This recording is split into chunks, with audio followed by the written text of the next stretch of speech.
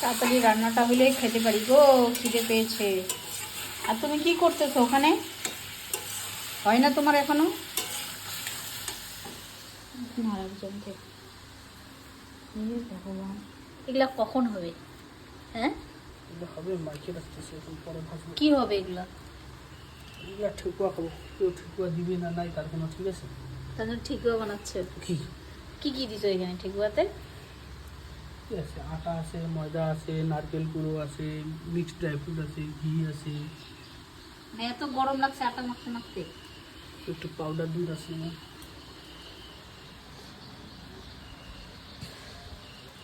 তো কতজনের ঠিকুয়া বানাচ্ছে এখানে তুমি? কতগুলো ঠিকুয়া হবে এখানে তাও? বাড়ির জন্য। ও, দুইবারই? পুরো ঘুয়ের ডাব্বা নিয়ে বসে বসে একদম। তো আজকে চলো এতটুকুই, তারপর যখন আমরা ঠিকুয়া বানাবো তখন তোমাদের দেখাবো।